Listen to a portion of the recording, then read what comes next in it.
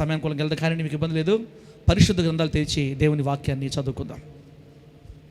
పరిశుద్ధ గ్రంథాలు తెరిచి దేవుని వాక్యాన్ని చదువుకుందాం. యోబు గ్రంథం 34వ అధ్యాయం 11వ వాక్యాన్ని నేను చదువుతున్నాను, మీరు ఆలకించండి ఒకసారి. యోబు గ్రంథం 34వ అధ్యాయం పద్మక్క 11వ వాక్యం చదువుకుందాం. అహరోను, ప్రేమరాజు, సాగరు బయటే కూర్చుంటున్నారు. మరి ఏందో గూడుపటం చేస్తున్నట్టున్నారు. మీరు ఆడే ఉండండి అయ్యా, అట్నుంచి అట్టే పరలోకం పోదురులే. యోబు గ్రంథం 34వ అధ్యాయం 11వ వాక్యం అడేముందంటే, నరుల క్రియలకు తగినట్టుగా ఫలము ఆయన వారికిచ్చును, అందరికీ వారి వారి మార్గములను బట్టి వారికి ఫలమిచ్చును అని ఉంది. నరుల క్రియలకు తగినట్టుగా ఫలము ఆయన వారికి ఇచ్చును, అందరికీ వారి వారి మార్గములను బట్టి వారికి ఫలమిచ్చును.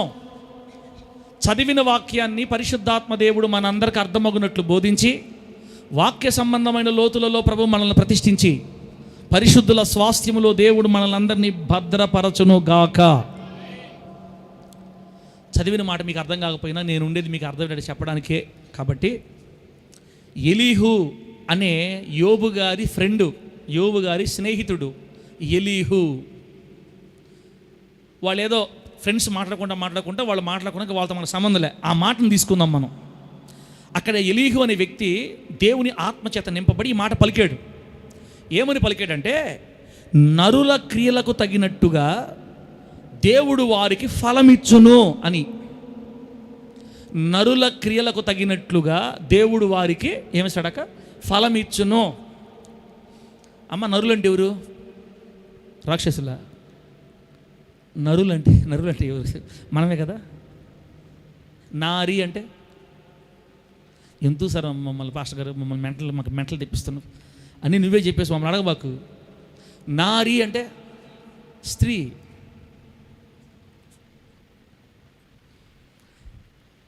ఏదేదో గుర్తొస్తున్నాయి మనకి. స్త్రీ, నువ్వు నరునిలో నుండి తీయబడిది కనుక నారి అనబడును అని. నరునిలో నుంచి వచ్చింది ఈమె, కాబట్టి ఈమె స్త్రీ. నారి అంటే స్త్రీ, నరుడు అంటే మనమే, మనుషులమి కదా. ఇప్పుడు ప్రభు ఏమంటాడంటే, నరుల క్రియలకు తగినట్లుగా ఆయన వారికి ఫలమిచ్చును. అంటే మనము చేసే క్రియలను బట్టే మనకు ఫలం ఉంటుంది అని రాయబడింది బైబిల్లో. హలో, అర్థమైందమ్మా? నరుల క్రియలకు తగినట్లుగా ఆయన వారికి ఫలమిచ్చును. తర్వాత అందరికీ వారి వారి మార్గములను బట్టి, అంటే వారు ఏ మార్గాలు నడుస్తున్నారో అందరూ, నువ్వైనా నేనైనా ఎవరైనా, మనం అందరం వారి వారి మార్గములను బట్టి, వాళ్ళు ఏ మార్గాలు నడుస్తున్నారో ఆ మార్గాలను బట్టే వాళ్ళకి ఫలం. ఎంత మంచి మాట ఇది. అంటే మనం ఎట్లా పడితే అట్లా నడవటానికి వీలు లేదని అర్థమవుతుంది నాకు. మనం చెడు త్రోవలో పోయామనుకో చెడు ఫలం వస్తుంది, మంచి త్రోవలో పోతే మంచి ఫలం వస్తుంది. అర్థమవుతుందా? ఇంకా ముందు పదం చూడండి. సామెతల గ్రంథం 12వ అధ్యాయం 14వ వాక్యం కూడా. సామెతల గ్రంథం 12వ అధ్యాయం 14వ వాక్యంలో కూడా ఒక మాట రాయబడింది. నేను చదివే మాట మీరు అండర్లైన్ చేసుకోండి. సామెత గ్రంథం 12:14, ఎవని క్రియల ఫలము వానికి వచ్చునో అని అండర్లైన్ చేయండి. ఎవని క్రియల ఫలము వానికి వచ్చునో. కితురక్క, నువ్వు ఏ క్రియ చేస్తావో నీకు అదే ఫలం. దీవెనక్క, అర్థమైందని చెప్తానమ్మా. మీరు ఎందుకు క్వశ్చన్ మొక్కలు పెట్టినారు? ఇంకా మీకు అర్థం కావట్లేదు. నేను ఉన్నాను కదా, మీకు టెన్షన్ పడద్దు. మీకు అన్నీ అర్థమయ్యే చెప్పి పంపిస్తా, టెన్షన్ పడబకండి. దీవెనకి ఎడత వస్తుందంటే ఏం చెప్తున్నాడు? క్రియల ఫలం ఏంది అని. అమ్మా, ఇప్పుడు మా దీవెనకు ఉంది, దీవెనక్కకి ఊరు పెడదాం, దీవెనక్కకి వేస్తారక్క పెడదాం పోటీ. ఇప్పుడు దీవెనక్క వేస్తారక్క నీళ్ళ కుళాయిల దగ్గర తగాదా పడింది వీళ్ళకిద్దరికి. ఇప్పుడు నీళ్ళ కుళాయిలు ఇళ్ళలోకి వచ్చేసి నీళ్ళే. ఒకప్పుడు కొంతకాలం క్రితం ఏడనేనా వీధిలో ఉండి కదా, అందరు వరుసకు వచ్చి బిందులు పట్టుకునేవాళ్ళు. ఇప్పుడు అంతా ఇళ్లలో తెచ్చేసుకున్నారు. సరే, ఆ రోజుల్లోకి వెళ్దాం. దీవెనక్క వేస్తారక్క బిందుల దగ్గర చిన్నగా గొడవ స్టార్ట్ అయ్యి జుట్లు కొట్టుకొని స్థాయి వచ్చింది. దీవెనక్కకి శక్తి ఎక్కువ ఉంది, వేస్తారక్క శక్తి తక్కువ ఉంది అనుకోండి. జిట్టు పడుకొని తిప్పి బక బక బక బక ముఖం మీద కొట్టి ఆ బిందె ఎత్తి రోడ్లో పడేసి కాలుతో బిందిందన్ని కాలుతో ఇస్తారకందన్ని చెప్పుకోపోయాను దిక్కుని దగ్గర అనింది. ఎవరన్నారు? దీవెనక్క అనింది. నిజానికి యోనా అన్న కూడా కొంచెం బలహీనుడే కాబట్టి దీవెనక్క పిల్లలు దీవెనక్క ఫ్యామిలీని చూసి భయపడిపోయాడు. ఎందుకులే అమ్మాయి, మనం ఏదైనా చేస్తే మనల్ని కొడతారు ఎందుకని మౌనం అయిపోయారు. వాళ్ళు భార్యాభర్త చెప్పుకొని ఏడ్చుకున్నారు. ఏం చేయలేకపోయారు, బలహీనులు కాబట్టి. శక్తి లేదు, మళ్ళీ ఈమెను ఎదుర్కొనే శక్తి లేదు. ఇంకా దీవెనక్క ఆ రోడ్డును పోతా తెగరేస్తా పోతుంది, కాలర్ ఉండదులే, తెగరేస్తా పోతుంది. నా దెబ్బ పోపిచ్చాను నేను. ఏమనుకుంటాను నేనంటే నాకు ఎంత సైన్యం ఉంది, మా వెనక ఎంత సైన్యం ఉంది. శిరీష, ఏం శిరీష మీదేంది మీ మీటింగు? రాసుకోండి, జాగ్రత్త రాసుకోండి. నా సైన్యం ఉంది, నా బలం ఉంది. 3 ఆటోలు దింపతా. ఫోన్ చేస్తే ఎన్ని ఆటోలు? 3 ఆటోలు దింపతా. ఒక ఆయన చెప్తున్నాడు 4 లారీలు దింపతా. ఫోన్ చేస్తే ఊరు పడిపోద్ది ఇక్కడ వచ్చి, అంత బలగం ఉంది నాకు అని కుంసతో కొట్టింది. ఎవరినే? వేస్తారక్క. ఇప్పుడు వేస్తారక్క అన్న ఇద్దరు ఏడ్చుకొని ఏం చేయలేక అవమాన భారంతో వాళ్ళ బతుకులు బతుకుతున్నారు. ఇప్పుడు వాక్యం ఏం చెప్తుందంటే, ఎవని క్రియల ఫలము వానికి వచ్చును అంటే, దీవెనక్క దుమ్ము కొట్టింది. మళ్ళీ గమ్ముగా అయిపోయారు, ఉడిపక్కడు అయిపోయారు. దీవెనక్క అనుకుంది ఆ మనిషి నన్ను చూస్తే సత్యదాకా భయపడదు అనుకుంది. కానీ పరలోక ప్రభుత్వం దానికి ఒప్పుకోదు. పరలోక ప్రభుత్వం ఉందంటారా లేదంటారా? ఉంది. మనుషులకు న్యాయం తీర్చే ప్రభుత్వం అది. అందుకే ఆయన పేరు న్యాయాధిపతి. ఆమేనండి. మనము ఒకరి ద్వారా గనక ఇబ్బంది పడి, నువ్వైనా నేనైనా, బలవంతుడు ద్వారా బలహీనుడు ఇబ్బంది పడతాడు. ఈ బలహీనులమైన మనం బలవంతుల ద్వారా ఇబ్బందులు పడి కన్నీళ్లు విడిచి ఏం చేయలేని పరిస్థితులు ఆగిపోతే, నీ పక్షాన న్యాయము తీర్చడానికి వాని క్రియల ఫలమును వాని ఒడిలో కొలిచిపోసే దేవుడు ఉన్నాడు యేసు నామములో. హల్లెలూయా. అందుకే బైబిల్ ఏం చెప్పబడిందంటే, యుద్ధము యెహోవాది, పగ తీర్చుట నా పని అని చెప్పాడు బైబిల్లో. పగ తీర్చుట నా పని, ప్రేమించడం మీ పని అని చెప్పాడు దేవుడు. నిన్ను వలే నీ పొరుగు అని ప్రేమించమని చెప్పినంత మాత్రాన మనల్ని దన్నే వాళ్ళందరినీ వదిలేస్తాడని కాదు. ఎవడికి వాడికి ఇచ్చేస్తాడు దేవుడు, అంతే. ఎక్కడ ఇవ్వాలో, ఎప్పుడు ఇవ్వాలో, ఎలా ఇవ్వాలో ఇచ్చేస్తాడు బాబన్న. ఎవని క్రియల ఫలము వానికి వచ్చును. ఇంకా యెషయా గ్రంథం 3వ అధ్యాయం తీయండి, మీకు కొన్ని విషయాలు చూపిస్తా. 7 రెఫరెన్సులు తెచ్చా, మీకు అర్థమైపోవాలి. యెషయా గ్రంథం 3వ అధ్యాయం 10-11 వాక్యాలు చదువుదాం. యెషయా గ్రంథం 3వ అధ్యాయం 10-11 వాక్యాలు చదివితే అక్కడ ఏం రాయబడ్డదో తెలుసా? నేను చదివే మాటలు అండర్లైన్ చేసుకోండి. మీకు మేలు కలుగునని నీతిమంతులతో చెప్పుము. మీకు మేలు కలుగునని నీతిమంతులతో చెప్పుము. వారు అంటే నీతిమంతులు తమ క్రియల ఫలము అనుభవింతురు. నీతిమంతులైతే వారు తమ క్రియల ఫలాన్ని అనుభవిస్తారు. 11వ వచనంలో ఉంది, దుష్టులకు శ్రమ వారి క్రియల ఫలము వారికి కలుగును అని ఉంది 11వ వచనంలో. 10వ వచనంలో ఏమో నీతిమంతులకి వారి ఫలం వస్తుందంట, 11వ వచనంలో ఏమో దుష్టులకి వారి ఫలం వస్తుందంట. అంటే యోబు గ్రంథంలో నరుల క్రియలకు తగినట్లుగా ఆయన వారికి ఫలమిస్తాడు. ఆ నరులు మంచివారైనా చెడ్డవారైనా, నీతిమంతులైనా దుష్టులైనా, వారి క్రియల ఫలాన్ని దేవుడు వారి ఒడిలో కొలిచి పోస్తాడు. దేవుడి దగ్గర తప్పించుకునేవాడు ఒక్కడు కూడా భూమి మీద లేడు. వస్తుంది, రావడం లేట్ ఏమో కానీ రావడం మాత్రం ఎందుకులే, అర్థమైపోయింది కదా. ఇంకా రావడం లేట్ అవ్వచ్చు, రావడం మాత్రం పక్కా అంటారు కదా డైలాగు. మనుషులు సినిమాలో డైలాగులు చెప్తారు, అంత చూపు ఏం లేదు. కానీ దేవుడి దగ్గర పక్కాగా చెప్పాలి డైలాగులు. మనం చేసిన క్రియలకు ప్రతిఫలం రావడం ఆలస్యం అవ్వచ్చు, రావడం మాత్రం కన్ఫర్మ్, అంతే. నా మాట అర్థమవుతున్నాయా? హిందీయా తెలుగు బోలే, హిందీ బోల్. కాదు తెలుగు కదా నేను మాట్లాడేది. అమ్మా, మీ అత్తని రాచి రంపాన పెడుతున్నాం అనుకో, ఒకరోజు నువ్వు ఖచ్చితంగా అత్త అవుతావు. చేస్తాడు ఉడుకుడు గేసునామంలో. ఓ కోడలా, మీ అత్త మీద కారాలు మిరియాలు నూరి కారప్పొడి ముఖాన్ని పెట్టాలనుకుంటున్నావు కదా, ఖచ్చితంగా దేవుడి నామంలో నువ్వు కూడా అత్త అవుతావు ఒకరోజు. ఒకవేళ అత్త కాకపోయినా ఇంకో సైడ్లో నుంచి ప్రభు మళ్ళా ఇంకొక వైపు నుంచి నీకు క్రియల ఫలాన్ని తీసుకొని వస్తాడు. ఓ అత్తలారా, మీ కోడలని వేధిస్తున్నారు కదా, మహా భయంకరంగా వేధిస్తున్నారు కదా. ఫలం ఎడకపోదు. నువ్వు ఏది విత్తావో దాన్ని ఖచ్చితంగా కొయ్యాల్సి వస్తుంది ఒకరోజు. నువ్వు విత్తిన విత్తనాన్ని మరలా నువ్వు కోసుకుంటావు. యేసు నామములో మార్చడం సాధ్యం కానే కాదు. సార్ ఈరోజు మీరు కొత్త మా పాస్టరా లేదా మళ్ళీ పాతకి వెళ్ళిపోయినట్టు, నేను పాత ఇసలు పాస్టర్ అయిపోయినట్టు మీరు. ఏం లే, అందరికీ ఉన్నదన్నాడు చెప్పుకుందాం. మళ్ళీ ప్రేమ ఇదంతా ఇడిపోయింది సార్, వసతి తాగండి తొందరగా ఎందుకు. ఇప్పుడు మొత్తానికి మీకు ఏమర్థమైంది? నీతిమంతులు వారు తమ క్రియల ఫలం పొందుతారు, దుష్టులు వారి క్రియల ఫలం వాళ్ళు పొందుతారు. బిడ్డరా ఇప్పుడు పెడుతుంది. మా అంశం పేరు పెట్టి, మా అంశం పేరు రాసుకోండి బిడ్డరా. అంశం పేరు రాసుకోండి. క్రియలకు తగిన ఫలం తథ్యం. బా ఎంత మంచి ఫోటో చూడండి. క్రియలకు తగిన ఫలము తథ్యం అంటే నువ్వు ఏ క్రియలు చేస్తావో దానికి సంబంధించిన ఫలాన్ని నువ్వు ఖచ్చితంగా పొంది తీరతావు. తథ్యం అంటే జరిగి తీరతుంది అని అర్థం. నీ క్రియలకి తగినటువంటి ఫలం ఈ భూమి మీద నువ్వు ఖచ్చితంగా అనుభవించి తీరాలి. ఆ బండ చూడండి ఎట మోస్తున్నాడు. ఆ బండ ఏంటంటే ఆయన చేసిన కార్యాలు, అది చెడ్డ కార్యాలు కాబట్టి అదిగో శాపం అనే బండను మోస్తుండ అన్నమాట. మంచి ఫోటో. ఇప్పుడు అది అంశం పేరు. ఫస్ట్ పాయింట్ పెట్టి మా నెక్స్ట్ ఇప్పుడు చెప్పుకుంది ఒకసారి పెట్టద్ది. ఇప్పుడు దాకా మనం చెప్పుకున్నాం, రాసావా? ఇప్పుడు దాకా మనం చెప్పుకున్నప్పుడు మన రెఫరెన్స్ చదివాం కదా, వాటన్నిటిలో మనం గమనించేది ఏంటంటే నరులు, అది చూడండి, నరులు తమ క్రియల ఫలం అనుభవిస్తారు. ఇది గుర్తుపెట్టుకోవాలి మీరు. నరులు అంటే భూమి మీద ఉన్న ప్రజలందరూ, అమెరికా వాళ్ళైనా, ఆస్ట్రేలియా వాళ్ళైనా, సౌత్ ఆఫ్రికా వాళ్ళైనా, నల్లోళ్ళైనా, తెల్లవాళ్ళైనా, పసుపోళ్ళైనా, పచ్చోళ్ళైనా, ఎర్రోళ్ళైనా, ఎవరైనా నరులు తమ క్రియల ఫలాన్ని అనుభవిస్తారు ఖచ్చితంగా. రెండోది, నీతిమంతులైతే తమ నీతి క్రియల ఫలాన్ని అనుభవిస్తారు. దుష్టులైతే వారి క్రియల ఫలమే వారికి శ్రమ తీసుకొని వస్తుంది. దుష్టులు దుష్టత్వం చేస్తే ఆ దుష్టత్వం వాళ్ళకి శ్రమను తీసుకొస్తుంది. దుష్టుల క్రియల ఫలాన్ని వాళ్ళు అనుభవిస్తారు. దుష్టుల్ని దేవుడు వదలడు, నీతిమంతుల్ని దేవుడు వదలడు, నరుల్ని దేవుడు వదలడు.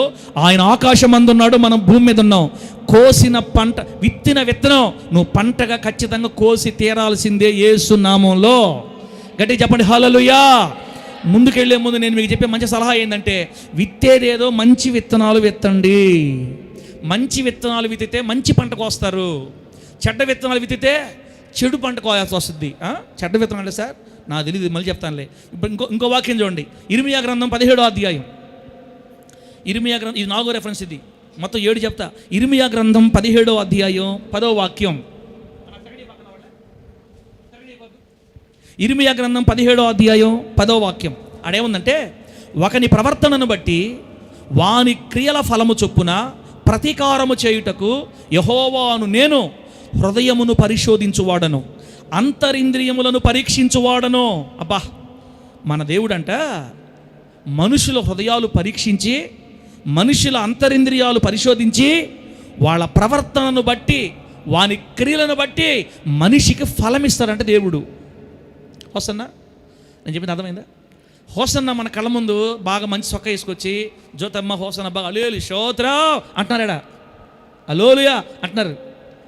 కానీ హోసన్న మనసు లోపల ఏముందనేది మనకు తెలుసా? బాబన్న గుండెల్లో ఏముందో నాకు తెలుసా? ఇంకో సుబ్బమ్మ గుండెల్లో మనకేం తెలుసు? మీ గుండెల్లో ఏముందో నాకేం తెలుసు? అందుకే ప్రభు అంటాడంటే, పైకి కనబడే క్రియలను బట్టి కాదు ప్రతిఫలం ఇచ్చేది దేవుడు, అంతరింద్రియాలు పరిశోధిస్తాడంట యేసయ్య. స్కాన్ చేస్తాడు మన గుండెల్ని. చెప్పండి, ఏం చేస్తాడు? లోపల ఉన్న మనస్సాక్షిని స్కాన్ చేస్తాడు. ఆయనకు అన్నీ తెలుసు కదా. నీ హృదయం తెలుసు, నీ లోపల ఆలోచనలు తెలుసు, నా లోపల ఆలోచన తెలుసు. నా మనసుని, నీ మనసుని పరీక్షించి పరిశోధించి ఆయన అన్ని సక్రమంగా స్కాన్ చేసి చెక్ చేసుకొని అప్పుడు మన క్రియలను బట్టి, మన మార్గాలను బట్టి ఆయన ప్రతిఫలం ఇస్తాడని రాయబడింది బైబిల్లో. అంటే ఒకవేళ నువ్వు దేవునికి ఒక నీతిమంతుడిగా బ్రతుకుతున్నావు అనుకో, నీతిమంతురాలుగా ఉన్నావు అనుకో, నమ్మకంగా ఉన్నావు అనుకో, ప్రార్థన పరులుగా ఉన్నావు అనుకో, భక్తురాలుగా ఉన్నావు అనుకో, భక్తుడిగా ఉన్నావు అనుకో, పరిశుద్ధాత్మతో నింపబడి ఉన్నావు అనుకో, దేవుని కోసం జీవిస్తున్నావు అనుకో, ఆ నీతి ఫలాన్ని అనుభవిస్తావు, దేవునికి శక్తి అనుభవిస్తావు, దేవుని కార్యాలు రుచి చూస్తావు. అలా కాకుండా మనకిష్టం వచ్చినట్టు మనం బ్రతికేమనుకోండి, దానికి సంబంధించిన పంట మనం కోయాల్సి వస్తుందని దేవుని వాక్యం సెలవిస్తుంది. దేవుడు బిడ్డలారా హృదయాలు పరిశోధించేవాడు అని రాయబడింది ఇక్కడ. అదే ఇర్మియా గ్రంథం 32వ అధ్యాయం 19వ వచనం చూడండి. అదే ఇర్మియా గ్రంథం, ఇప్పుడు 5 సార్లు 5వ రెఫరెన్స్ ఇది. ఇర్మియా గ్రంథం 32వ అధ్యాయం 19వ వచనం. ఇర్మియా 32:19. వారి ప్రవర్తనలను బట్టి వారి క్రియా ఫలమును బట్టి అందరికీ ప్రతిఫలం ఇచ్చుటకై నరపుత్రుల మార్గములన్నిటినీ నీవు కన్నులారా చూచుచున్నావు. మనుషుల మార్గాలు కన్నులారా దేవుడు చూస్తున్నాడు. నువ్వు నీ భర్తని ఎట్ట విసిగిస్తున్నావో దేవుడు చూస్తున్నాడు. నువ్వు నీ భార్యని ఎలా ఏడిపిస్తున్నావో దేవుడు చూస్తున్నాడు. నీ పిల్లల్ని ఎలా విసిగిస్తున్నావో దేవుడు చూస్తున్నాడు. నీవు నీ తల్లిదండ్రులను ఎలా విసిగిస్తున్నావో దేవుడు చూస్తున్నాడు. నీ ఇంటి వారిని, నీ పక్కింటి వారిని, నీ పొరుగింటి వారిని, ఆ పక్క ఈ పక్క ఉన్న వాళ్ళని ఎత్త రాచి రంపాన పెడుతున్నావో దేవుడు కన్నులారా చూస్తున్నాడు. మనం ఏది విత్తుతామో దాన్ని కొయ్యాల్సి వస్తుంది దేవుని బిడ్డలారా. అందుకే విత్తేదేదో మంచి విత్తనాలు విత్తండి యేసు నామములో. మన మార్గాలన్నిటినీ దేవుడు చూస్తున్నాడు, అన్నీ చూస్తున్నాడు. ఆయన ఎందుకు చూస్తున్నాడు తెలుసా? ప్రతిఫలం ఇవ్వడానికి. చెప్పండి, ఏమి ఇవ్వడానికి? దీవెనక ఏమి ఇవ్వడానికి? మనకి ప్రతిఫలం ఇవ్వడానికి. మన క్రియలను బట్టే ప్రతిఫలం దేవుడు ఇస్తాడు. అందుకే నేను కొన్ని దగ్గర గమనిస్తూ ఉంటానన్నా, అమ్మలారా, భలే ప్రార్థనా పరులుగా ఉంటారు, చాలా నమ్మకస్తులుగా ఉంటారు, చాలా అరే ఇంత మంచిగా ప్రార్థన చేస్తుంది, ఇంత మంచిగా పాటలు పాడుతున్నాడు, ఇంత మంచిగా క్రమంగా మందిరికి ముందు వచ్చేస్తున్నారు, అసలు చాలా నమ్మకస్తుగా మందిరాల్లో ఉన్నారే, మరి ఈ కుటుంబంలో ఎందుకు అలా ఆ వేదన, ఆ శ్రమ ఇంకా వీళ్ళని పట్టి పీడిస్తూ ఉంది, ఎందుకు ఇలా ఉన్నారంటే ఏమో నాకేం తెలుసు. నేను పైన చూస్తున్నాను కాబట్టి నాకు పై రూపం కనపడుతుంది. దేవుడికి ఏం కనపడద్దక? దేవుడికి ఏం కనపడద్ది? పొదలకూరు జ్యోతిరాజు కుమారుడా చెప్పు, దేవుడికి ఏం కనపడద్ది? హృదయం లోపల, మన లోపల ఏ మనసు ఉందో, ఏ ఆలోచనలు ఉన్నాయో ప్రభు తెలుస్తాయి. అందుకే దయచేసమ్మా దండాలు పెడతానమ్మా, ఇతరులకు కీడు చేసే పనులు మాత్రం ఎంత తొందరగా మానుకుంటే అంత మంచిది మనకి. ఇతరులకు కీడు చేయు పనులు మానుకుంటే మంచిది. చిన్నదైనా పెద్దదైనా నీ ద్వారా ఒక్కరు కూడా బాధపడకుండా చూసుకో. నీ ద్వారా ఒక్కరు కూడా బాధపడకూడదు, ఏడవకూడదు. అసలు నీ ద్వారా ఏడవకుండా నువ్వు జాగ్రత్త పడగలిగితే నువ్వు ఏడవడం తగ్గిపోద్ది యేసు నామములో. మన వల్ల ఒకరు గనక ఏడవటం స్టార్ట్ అయితే తర్వాత మనం కూడా ఏడుస్తాం. తర్వాత తప్పించుకోవడానికి మన దేవుడు మామూలు మనిషి కాదు. మనం తప్పించుకోవడానికి ఆయన సర్వశక్తిమంతుడు. దేవుల్లో న్యాయము ఉంది, క్షమాపణ రెండు ఉన్నాయి. క్షమాపణ ఉంది, కృప ఉందని చెప్పేసి ఎట్లా పడితే అటు జీవిస్తే ఒప్పుకోడు దేవుడు. ఇంకో మాట చెప్పమంటారా? ఎందుకు దేవుడు మన క్రియల ఫలాన్ని ఇక్కడే మన మీద వేస్తున్నాడంటే, మనం నరకానికి పోయేవాళ్ళం అనుకోండి, ఎక్కడికే మనం కనుక నరకానికి కానీ పోయేవాళ్ళం అయితే భూమి మీద నీకు ఏ ఇబ్బందులు ఉండవు, హ్యాపీగా ఉంటుంది. నువ్వు 30 రూపాయల వడ్డీకి, 20 రూపాయల వడ్డీకి, లేకపోతే జలగల్లాగా లాక్కో తినేయి, లేకపోతే వాళ్ళ మీద కేసులు పెట్టు, వాళ్ళందన్నో, లేకపోతే ఒక పని చేయి, భార్యాభర్తలు ఇద్దరి మధ్యలో రిచ్చి పెట్టి ఇద్దరిని విడదీసేయి. కొంతమంది ఈ మధ్య నేను పోస్ట్ చూసా, ఒక వీడియో చూసా, ప్రేమించిన అబ్బాయి ఈ అమ్మాయి ఇద్దరు కలిపి భర్తను చంపేశారు. యేసు నామములో. ఎవరు చంపేశారు? ఈ మధ్య ఆ కేసులు ఎక్కువైపోయినాయి. ఇంకో మాట కూడా చెప్పాలి, మీకు టైం వచ్చింది. కర్ణాటకలో 1975 సంవత్సరంలో 1985 సంవత్సరంలో 10వ క్లాసు చదివిన వాళ్ళు, ఏ క్లాసు? 10వ క్లాస్ చదివిన వాళ్ళందరూ గెట్ టుగెదర్ పెట్టుకున్నారంట. పోయిన సంవత్సరం 2000 ఈ సంవత్సరమే మనం చూసింది నేను 2026లో. 1985లో 10వ తరగతి అంటే ఇప్పుడు వాళ్ళకి పెళ్ళిళ్ళు అయ్యి మనవాళ్ళు పుట్టి గడ్డలు వచ్చేసినట్ట మనం చెప్తున్నాడు. అంటే 85 అంటే అదొక 5, 25 ఎందుకులే, 30 సంవత్సరాల పైన అయింది. లెక్కల్లో నేను వీక్. 30 సంవత్సరాల పైన అయిపోయింది వాళ్ళు 10th అయ్యి. ఇప్పుడు వాళ్ళు 10వ క్లాస్ ఫ్రెండ్స్ అందరూ వాళ్ళ స్కూల్లో కలుసుకున్నారు. అందరూ ఎట్టో ఫోన్లు బట్టి మొత్తం మీద అందరూ తెలియజేస్తే అమ్మాయిలు అబ్బాయిలు 10th క్లాస్ ఫ్రెండ్స్ అందరూ వచ్చేసారు ఆ పార్టీకి, ఆ మీటింగ్కి, లేదా ఆ గ్యాదరింగ్కి వచ్చి హ్యాపీగా బిర్యానీ వండుకొని ఒకరిని పలకరించుకొని హలో హాయ్ నువ్వు పద్మ కదా, నువ్వు సీను కదా అని వీళ్ళిద్దరు ఈ విధంగా మాట్లాడుకుంటా, ఈ విధంగా అందరూ మాట్లాడుకొని సీను నువ్వు అని ఆ విధంగా మాట్లాడుకొని వాళ్ళందరూ ఏం చేస్తారు తెలుసు, అక్కడ గ్రూప్ పెట్టుకున్నారు వాళ్ళందరి కోసం. 10th క్లాస్ క్లాస్మేట్స్ అని గ్రూప్ పెట్టారంట వాట్సాప్లో. గ్రూప్ పెడితే ఆ గ్రూప్లో ఇప్పుడు పెద్దం అయిపోయింది ఆమె. అప్పుడు ఆ అమ్మాయిని ఒక అబ్బాయి ప్రేమించేట వాళ్ళల్లో, కానీ ధైర్యం లేక చెప్పలేకపోయాడు. అప్పుడు ఆమె వేరే ఆయన చేసుకుంది, ఈయన వేరే ఆయన చేసుకున్నాడు, అందరూ పిల్లలు పెట్టేస్తారు. ఇప్పుడు వీళ్ళిద్దరు మళ్ళీ ప్రేమలో పడ్డారు. ఇప్పుడు ఎక్కడ, దేనివల్ల?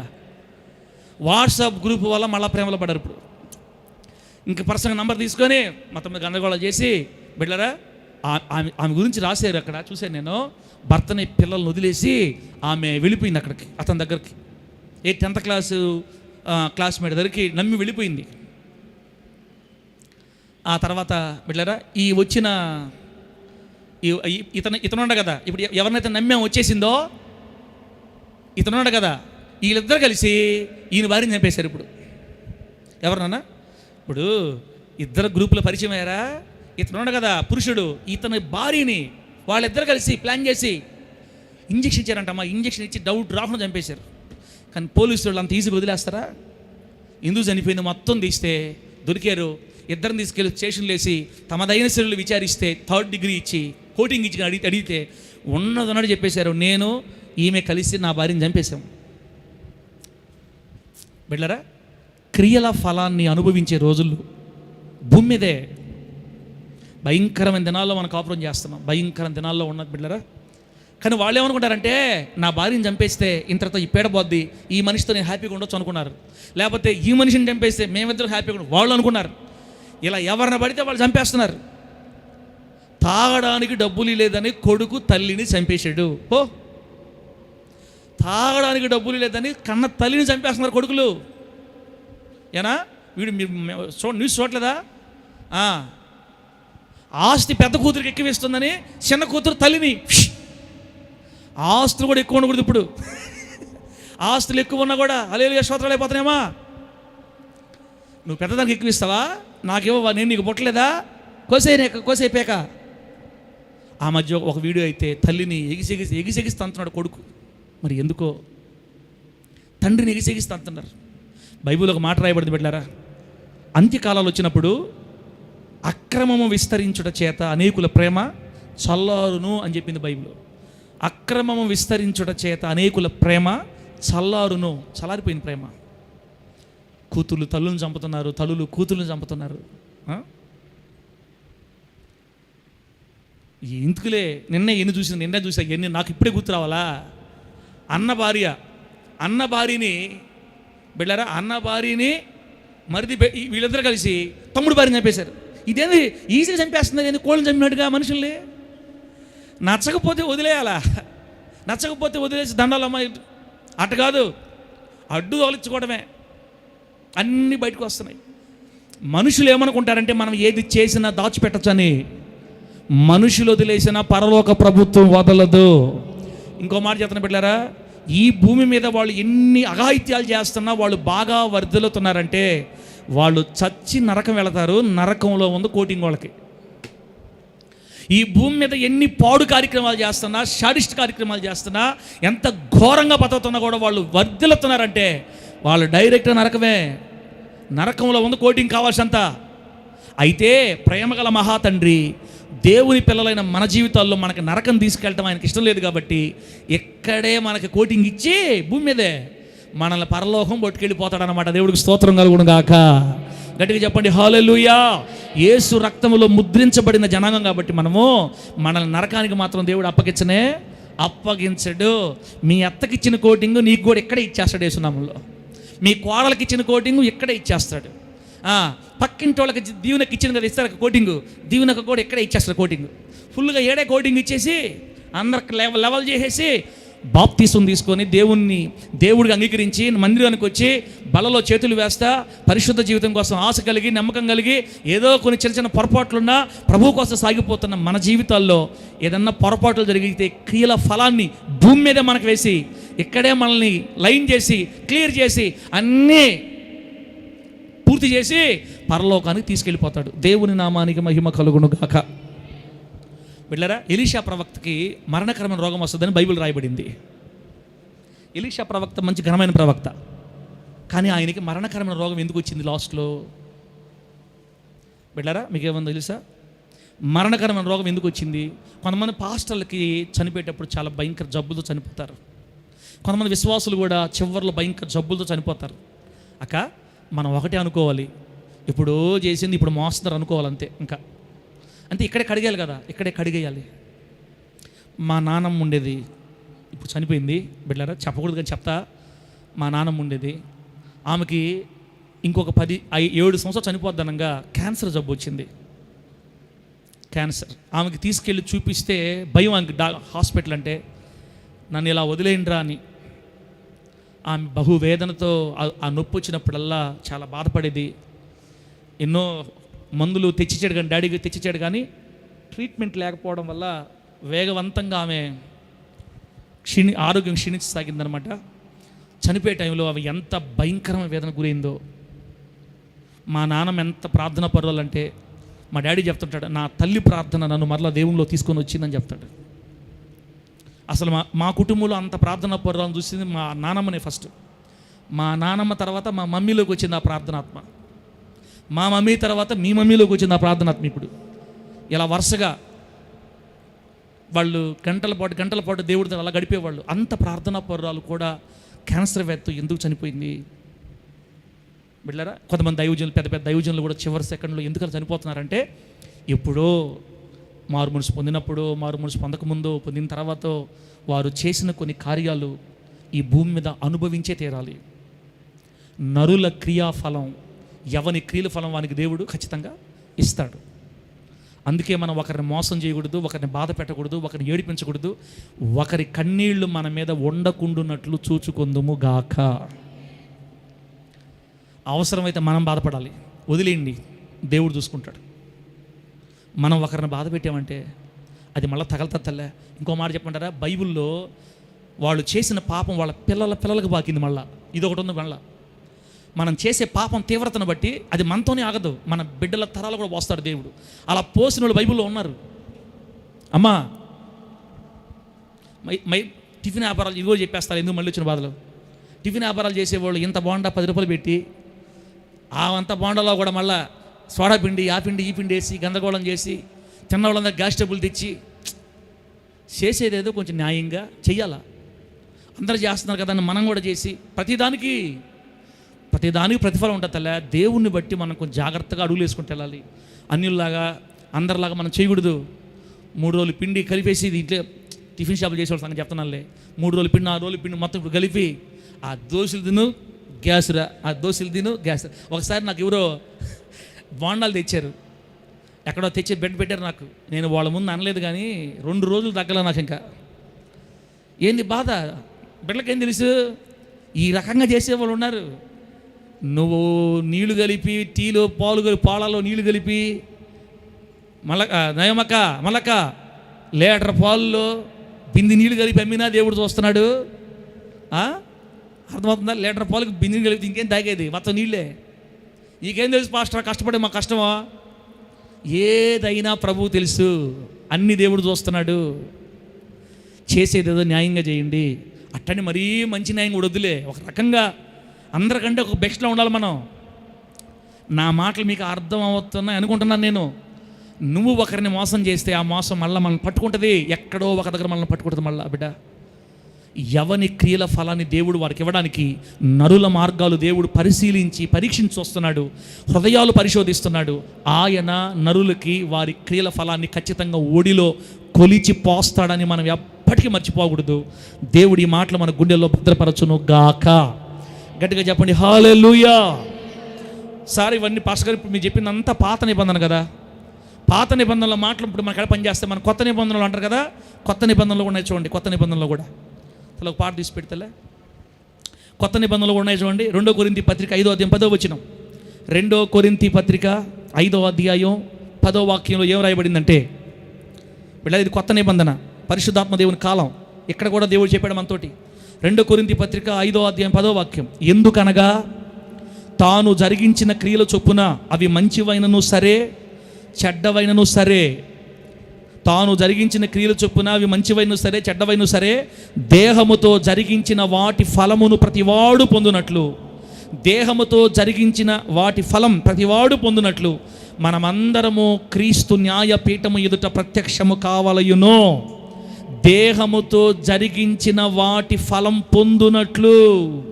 క్రియల ఫలం అక్కలారా, కొత్త నిబంధనలో కూడా దేవుడు చెప్తున్నాడు, మనం చేసే క్రియల యొక్క ఫలం మన మీదకి వస్తుంది. ప్రకటన గ్రంథం లాస్ట్ రెఫరెన్స్ ప్రకటన గ్రంథం 2:23 లాస్ట్ రెఫరెన్స్ ప్రకటన గ్రంథం 2:23. అడేముందంటే, మరియు మీలో ప్రతి వానికి వాని వాని క్రియల చొప్పున ప్రతిఫలము ఇచ్చేదనో అంది. మీలో ప్రతి వానికి వాని వాని క్రియల చొప్పున ప్రతిఫలము ఇచ్చేదనో.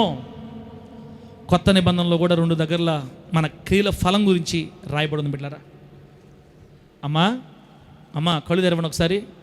బ్రతుకుండేవాళ్ళు హల్లెలూయా చెప్పండి ఒకసారి. జీవము కలిగి చలించేవాళ్ళు కథలుతుండేవాళ్ళు హల్లెలూయా చెప్పండి ఒకసారి. హల్లెలూయా. టెన్షన్ పడద్దు జ్యోతమ్మ ఏదో బయట మీ ముఖాలు చూసుకోవాలి. మంది గడ్డ గడ్డ గడ్డ గడ్డ గడ్డ గడ్డ వణిగిపోతున్నారు అంతే. రేపు పొద్దునే మా మీద అనుభవములు పడతాను ఫీల్ అయిపోతున్నాను. మీరు రండబాకండాక తెలిసో తెలియకో జరిగిపోయింది వదిలేయండి. ఇక్కడి నుంచి అట్టని మనం నరకానికి పోతానంటే ఇంత ఫీల్ అవ్వాలి. మీరు నరకానికి పోము. ఇస్రాయల్ పాస్ట్ అడ్డం పడ్డా నరకం దగ్గర గేటు దగ్గర ఉంటా నేను. అల్లేలు యశోత్రం అంటే పాట పడతా వస్తారు మనవాళ్ళు.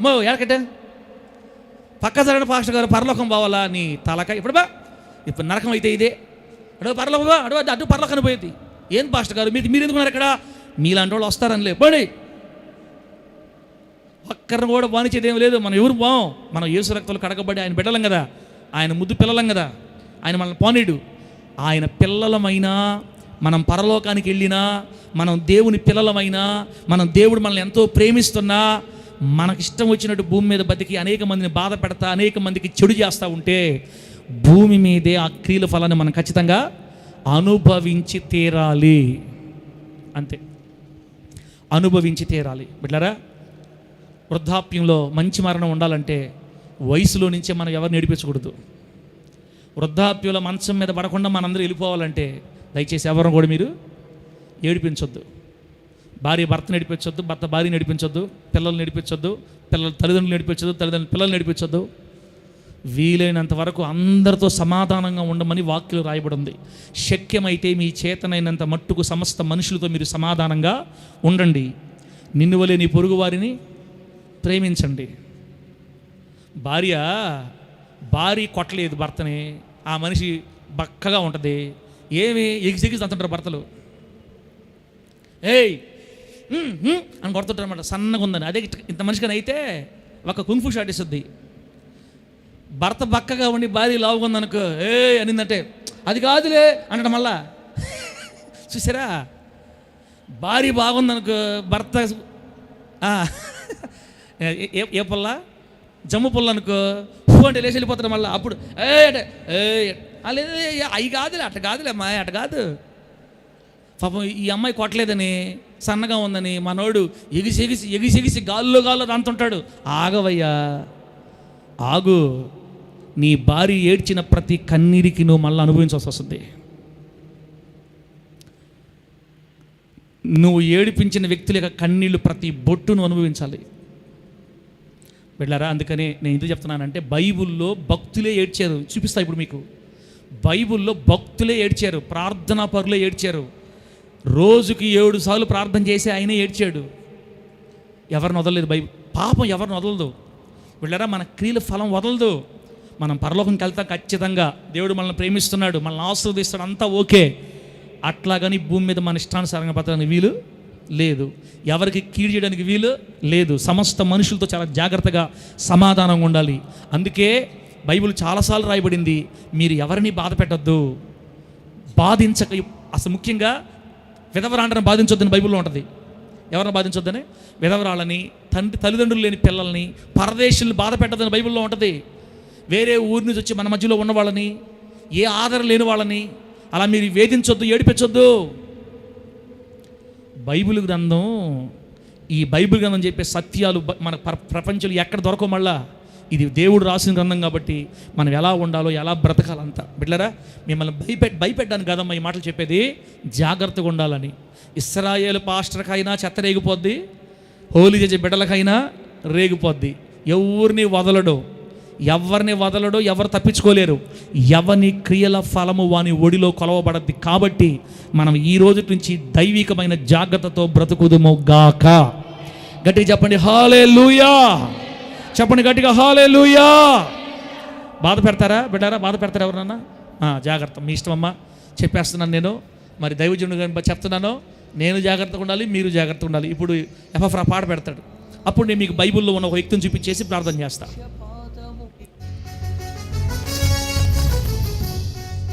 సరైన పాట పెట్టాడు ఆయన. ఎఫ్రా మనం మారిపోయి ఉన్నాం ఇప్పుడు. ఆ పాట పెట్టావా? కానీ సౌండ్ పెట్టు. ఆమె చప్పలు కొడదాం.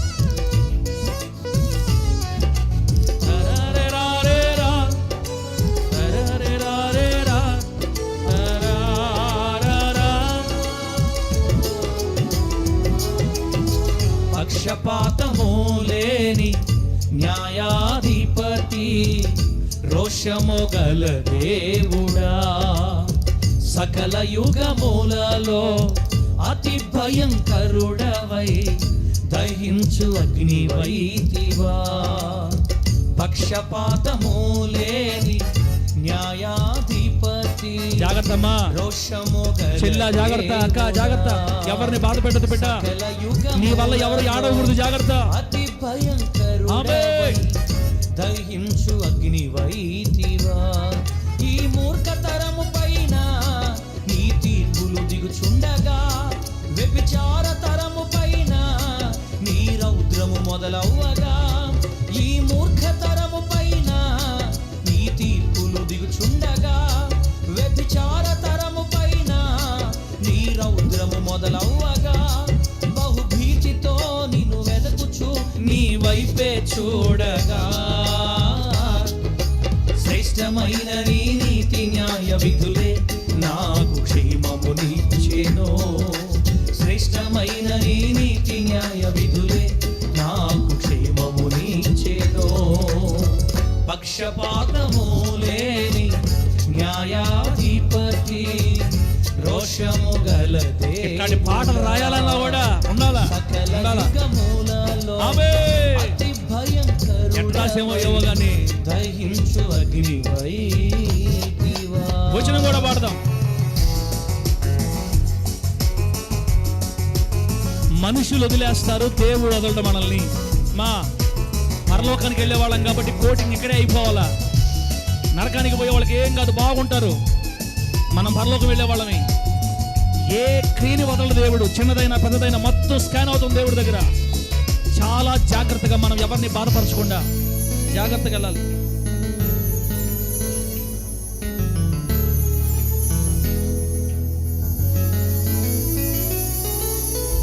సిగ్గుమాలిన వారు, కఠిన హృదయులైన వారు, ఇట్లాంటి పాటలు ఏంటి ఎవరు వస్తారు?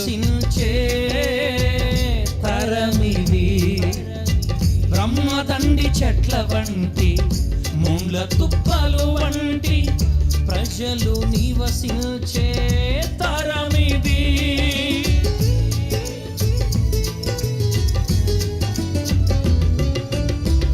సిగ్గుమాలిన వారు, మనమే, అందరం మనమే, వారు నివసించే తరమిది. స్తోత్రం. బ్రహ్మదండి చెట్ల వంటి, ముండ్ల తుప్పలు వంటి ప్రజలు నివసించే తరమిది. తేళ్ల వంటి స్వభావము, తిరుగుబాటు మనసు కలిగిన ఈ తరముపై. అయ్యా, తేళ్ల వంటి స్వభావము, తిరుగుబాటు మనసు కలిగిన ఈ తరముపై నీ క్రోధము, గద్దింపులు, అదిగో అదిగో వెను వెంటనే దిగుచు. తేళ్ల వంటి మనుషుల మీదకి, నీ చెడ్డ వ్యక్తుల మీదకి దేవుని ఉగ్రత వారి క్రియలు బట్టి దిగతాది. వెను వెంటనే దిగుచుండగా, శ్రేష్టమైన నీ నీతి న్యాయ విధులే నాకు క్షేమమునిచ్చెను. శ్రేష్టమైన నీ నీతి న్యాయ విధులే నాకు క్షేమమునిచ్చెను. పక్షపాతము లేని న్యాయాధిపతి, రోషము గల దేవుడా, సకల యుగములలో అతి భయంకరుడవై దహించు అగ్నివైతివా. హల్లెలూయా. గట్టిగా చెప్పండి హల్లెలూయా. నా మాటలు అర్థమైపోయినాయి మీకు అనుకుంటున్నాను నేను. మా ఏది చేస్తావో అదే వస్తుంది రిటర్న్ మనకి. జాగ్రత్తగా ఉండాలని దేవుడు చెప్తున్నాడు. ఒక మాట చెప్పి బైబిల్లో ఉన్న వ్యక్తిని చూపించేసి నేను ప్రార్థన చేస్తాను చెప్పాను కదమ్మా. 5-10 నిమిషాలు ఆపేస్తాను. ఇప్పుడు ఒక మాట గుర్తు చేస్తాను. ఇప్పుడు యుద్ధం జరుగుతుంది కదా, న్యూస్ చూసేవాళ్ళు ఉన్నారా మేడం? ఏమోలే ఉండే పాస్టర్ గారు, మా ఈఎంఐలు మా బాధలు మా ఉంటే మా పొదుపులో మేము కట్టుకోలేక చేస్తుంటే నీకు న్యూస్లు యుద్ధ వార్తలు మాకేం తెలుసు అవన్నీ అనేవాళ్ళు ఉంటే నేనే చెప్తా. ఇప్పుడు అమెరికా ఇజ్రాయెల్ కలిసి ఇరాన్తో యుద్ధం చేస్తుంది, ఇరాన్ దేశంతో. అవును కదా బాబునా? అమెరికా ఇజ్రాయెల్ కలిసి ఇరాన్తో యుద్ధం చేస్తుంది. ఇరాన్లో ఉన్న ఫెసిలిటీస్ ధ్వంసం చేసి పడేస్తున్నాయి అంతే. ఎందుకు ఇరాన్ మీదకి యుద్ధం వచ్చింది ఈరోజు అంటే, వాళ్ళు గత 40 సంవత్సరాల నుంచి కొన్ని వేల మందిని చంపారు. ఇరాన్లో ఉన్నవాళ్ళు 4 గ్రూపులు తయారు చేసి, హమాస్, హౌతీస్, తర్వాత వాళ్ళు లెబనాన్లో ఉండేవాళ్ళు ఏదంటారు, యెమెన్లో ఉన్న వాళ్ళని, ఇట్లా మొత్తం ఒక 4 ఇజ్రాయెల్ దేశానికి చుట్టుపక్కల 4 దేశాల్లో ఒక ఉగ్రవాదాన్ని రేపి వాళ్ళకి ఆయుధాలు సప్లై చేసి యూదుల్ని చంపమని, క్రైస్తవులను చంపమని కొన్ని వందల మంది రక్తాన్ని నేల మీద దొరికిచ్చారు ఇరాన్ ప్రభుత్వం. ప్రస్తుతం ఇరాన్ ప్రభుత్వం. మీరు ఒక వీడియో చూసారా? క్రైస్తవుల్ని ఆరెంజ్ కలర్ బట్టలు వేసి తలకాయలు కోసేశారు. ఒకప్పుడు మనకు ఆ వీడియో చూపించారు. తలలు కోసేశారు క్రైస్తవులకి. ఇదంతా వాళ్ళ పనే. 40 సంవత్సరాల నుంచి వాళ్ళు కొన్ని వందల మంది నీతిమంతుల రక్తాన్ని భూమి మీద ఒలికిచ్చారు. క్రైస్తవుడైతే చాలు చంపేస్తారు, యూదులైతే చాలు చంపేస్తారు. చిన్న పిల్లల్ని ఓవెన్లో పెట్టి వేడి చేసి చంపేశారు. చిన్న పసికందుల్ని, ఓవెన్ తెలుసు కదా మనకి, ఈ కర్రీస్ అంతా వేడి చేసుకో తింటారు, దాంట్లో పెట్టి హిట్ చేసి చంపేశారు. యవనస్తున్న ఆడపిల్లల్ని పాడు చేసి చంపేశారు. వందల మందిని వేల మంది చంపేశారు. వాళ్ళ రక్త దోషం ఇప్పుడు వాళ్ళ మీదకి వచ్చింది ఈ రోజున. భవిష్యత్తులో అవసరమైతే ఆటం బాంబు వేసినా కూడా మనం ఆశ్చర్యపోవాల్సిన అవసరమో లేదు. అణుబాంబు ఒకటి వేసారంటే దేశం ధ్వంసం అయిపోద్ది. ఇప్పుడు వాళ్ళు ఏం చేస్తున్నారు? మనకు ఆయిల్ రానికుండా ఆపేశారు. ఉగ్రవాదం, మనుషుల ప్రాణాలు తీయటం. వెళ్ళారా? ఇలా ఎందుకు వాళ్ళ దేశం మీదకి యుద్ధం వచ్చింది? ఈరోజు ఆ దేశం నాశనం అయిపోతుందంటే 40 సంవత్సరాలుగా వాళ్ళు చిందించిన రక్తం, 40 సంవత్సరాలుగా వాళ్ళు చేసిన ఘోరమైన నరహత్యలు, వాళ్ళు చేసిన పాపాలు వాళ్ళని పట్టుకున్న ఈ రోజున. కాబట్టి దేవుని బిడ్డలారా, బైబిల్ ఇప్పుడు మీకు చూపిస్తాను. మనం చేసింది ఎక్కడికి వెళ్ళదో తిరిగి మళ్ళీ మనతో నడుచుకుంటా ఒకరోజు మనల్ని కలుసుకుంటుంది. దయచేసి వీలైనంత జాగ్రత్తగా మనం ముందుకు సాగిపోవాలని పరిశుద్ధాత్మ మనతో మాట్లాడుతున్నాడు. ప్రభు నామానికి మహిమ కలుగును గాక. గట్టి చెప్పండి హల్లెలూయా. ఆ వ్యక్తి గురించి చెప్పేసి ముగిస్తా. చూడండి 2 సమూయేలు గ్రంథం. అమ్మ మీరేమో చూడబాకండి, నేను స్టార్ట్ చేసిన 40 నిమిషాలని కరెక్ట్గా. నేను గంట కంటే ఎక్కువ చెప్పట్లే ఈ మధ్యకాలంలో, మిమ్మల్ని ఇబ్బంది పెట్టకూడదని. 2 సమూయేలు గ్రంథం 21వ అధ్యాయం మొదటి 2 వాక్యాలు చదువుదాం. మంచి మాటలయ్యి అక్కడ ఎవరి మీదకి శిక్ష ఇచ్చిందో చూడండి మీరు. 2 సమూయేలు గ్రంథం 21వ అధ్యాయం 1-2 వచనాలు, మొదటి 2 వచనాలు. దావీదు కాలమున 3 సంవత్సరములు విడవకుండా కరువు కలగగా. దావీదు కాలమందు ఇజ్రాయెల్ దేశంలో 3 సంవత్సరాలు ఏమొచ్చిందంటమ్మా? కరువు. విడవకుండా కరువు కలగగా దావీదు యెహోవాతో మనవి చేశాను, దేవుడితో మనవి చేశాడంట. అప్పుడు దేవుడు మాట్లాడుతాం దావీదుతో. అందుకు యెహోవా ఇలాగున సెలవిచ్చాను, సౌలు గిబియోనీలను హతము చేసెను గనుక అతనిని బట్టియు నరహంతకులకు అతని ఇంటి వారిని బట్టియు శిక్షగా ఈ కరువు కలిగెను. సౌలు చేసిన హత్య, పాపం. సౌలు గిబియోనీయులను హతము చేశాడు. గిబియోనీయులను చంపిన కారణాన్ని బట్టి అతని ఇంట్లో ఉన్న వాళ్ళు కూడా చాలామంది నరహంతకులు, వాళ్ళందరిని బట్టి శిక్షగా దేశం మీద కరువు వచ్చిందని చెప్పాడు దేవుడు అక్కడ దావీదుతోటి. 2వ వచనం చూడండి. గిబియోనీయులు అనేవాళ్ళు ఇజ్రాయేలు సంబంధికులు కారు, వారు అమోరీలలో శేషించిన వారు. ఇశ్రాయేలీలు మిమ్మును చంపము అని ప్రమాణపూర్వకముగా వారితో చెప్పి ఉండిరి. కానీ సౌలు ఇజ్రాయేలు యోధాల వారి యందు ఆసక్తి గలవాడై వారిని హతము చేయ చూచుచుండెను. MBBS ఎగ్జామ్ రాసేవాడు తల పైకి ఎత్తి ఒకసారి నా సైడ్ చూస్తే నేను దీన్ని వివరించి చెప్పేసి నేను ఆపేస్తానమ్మా. చూసుకోండిలే, అప్పుడప్పుడు చూడండి, అప్పుడు నా సైడ్ కూడా చూడండి. మరి ఒకటే మన బైబిల్ నోట్స్ రాస్తే ఉంటే అన్న వాక్యం ఎక్కబల్లే, అప్పుడప్పుడు నా సైడ్ చూస్తుండాలా, వాక్యం వెంటనే రాసుకుంటుండాలా. మన పాయింట్ ఏంది? క్రియలకు తగిన ఫలము తథ్యం. ఒకసారి అంశం పెట్టుమా. క్రియలకు తగిన ఫలమా? వంశం పేరు పెట్టు. మనం ఏ క్రియలు చేస్తామో దానికి తగిన ప్రతిఫలం. అదిగో చూడండి, క్రియలకు తగిన ఫలము తథ్యం. మనం ఏది చేస్తామో దాని ఫలాన్ని ఖచ్చితంగా అనుభవించాలి. బిడ్డరా, ఇక్కడ ఒక దేశమే ఫలం అనుభవిస్తుంది. ఇజ్రాయేలు దేశంలో కరువు వచ్చేసింది. ఎన్ని సంవత్సరాలు? 3 సంవత్సరాలు. 3 సంవత్సరాల నుంచి వర్షం లేదు, పంటలు లేవు, ఆహారం సరిగా లేదు. ప్రజలందరూ ఊరు వదిలిపెట్టి వేరే దేశానికి వెళ్ళి వేరే ఊరికి వెళ్ళిపోతున్నారు, వలసపోతున్నారు. 3 సంవత్సరాలుగా భయంకర కరువు తాండవం ఆడుతుంది. దావీదు రాజు కాలంలో దావీదుకు అర్థం కాల, ప్రభువా 3 సంవత్సరాలు ఏంటి కరువు మా దేశం మీద, ఏమైంది ప్రభువా అని ఉపవాసం ఉండి కూర్చొని ప్రార్థన చేశాడు దావీదు గారు.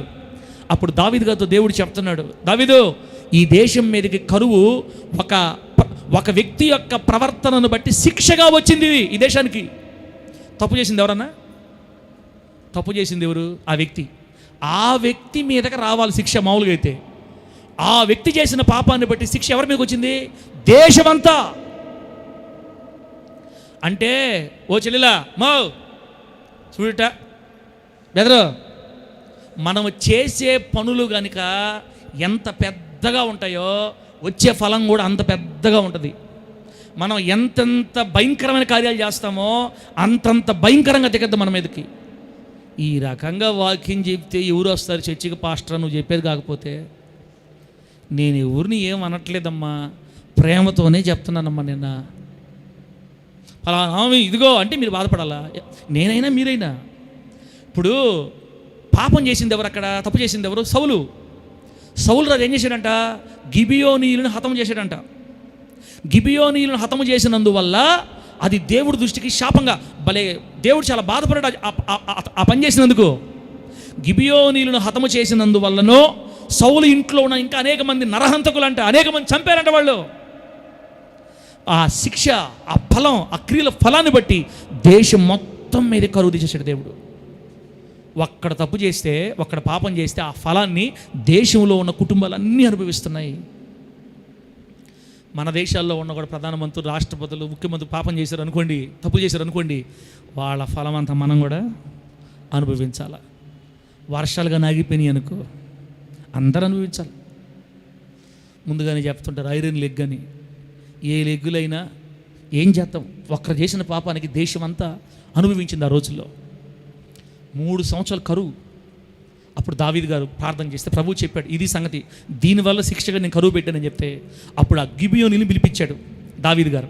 బిడ్డరా, ఈ గిబియోనీలు ఎవరు అని మీకు అర్థం అవ్వాలంటే యెహోషువ గ్రంథం 9వ అధ్యాయం చదువుకుని ఇంటికి వెళ్ళిన తర్వాత యెహోషువ గ్రంథం 9వ అధ్యాయం చదివితే యెహోషువ నాయకత్వంలో మొట్టమొదటి ఎరుకోని జయించి, హాయిని జయించి, ఇలా ఒక్కొక్కటి జయించుకుంటూ వెళుతున్నప్పుడు ఇజ్రాయేల్ దేశంలోనే ఉన్న గిబియా అనే పట్టణ వాసులు, ఈ గిబియా అనే ఊరు వాసులు, వాళ్ళు వేరే వాళ్ళు అయినట్టుగా వేషం వేసుకొని, దూరం నుంచి వస్తున్న వేషం వేసుకొని, అదిగో యెహోషువ గారి దగ్గరకు వచ్చి, మాది చాలా దూరం నుంచి వస్తున్నామయ్యా, అయ్యా మమ్మల్ని మీరు చంపొద్దు, మేము మీకు అప్పగించుకుంటాము, అయ్యా మేము మీ దేశం వెలుపల ఉంటాం, మేము మా మీదకి మీరు యుద్ధాలు రావద్దని అబద్ధాలు చెప్పి, వాళ్ళు అక్కడోళ్ళే దగ్గరోళ్ళే అయినా దూరపోళ్ళని వాళ్ళు అబద్ధాలు చెప్పి మొత్తం మీద యెహోషువ గారి చేత అక్కడున్న ఇశ్రాయేలు పెద్దల చేత ప్రమాణం చేయించుకుంటారు.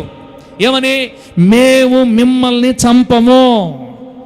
చెప్పండి, మేము మిమ్మల్ని చంపము, అందరినీ వేస్తాం, మిమ్మల్ని మాత్రం వేయం, ఎందుకంటే మీరు మాకుతో లోబడతానంటున్నారు కాబట్టి మీరు అదిగా మా దేశం కాదు కదా, పక్కన కదా, మిమ్మల్ని చంపుతాం మేము. ఒకవేళ మీ దేశం యుద్ధానికి వచ్చినా కూడా మిమ్మల్ని చంపము, యెహోవా నామమును బట్టి మిమ్మల్ని చంపమని ప్రమాణం చేశారు. ప్రమాణం చేసిన 4వ రోజుకి అర్థమైపోయింది వీళ్ళు మన పక్కన వాళ్ళే అని. వరి వీళ్ళు మోసం చేసేసారా మనల్ని. అయినా మనం ప్రమాణం చేసిన ఎవరి నామంలో? ప్రమాణం చేసిన ఎవరి నామంలో? యెహోవా నామంలో ప్రమాణం చేశాం. యెహోవా నామంలో ప్రమాణం చేశాం కాబట్టి ఇంక వీళ్ళని చంపకూడదని మనకి ఇజ్రాయేలీలకి కట్టెలు నరుకువారిగా, నీళ్లు చేరిపోయేవారిగా వాళ్ళకి ఉద్యోగాలు ఇచ్చి వాళ్ళని వాళ్ళ మధ్యలోనే పెట్టుకొని వాళ్ళని చంపకుండా వదిలేశాడు ఆ రోజుల్లో యెహోషువ.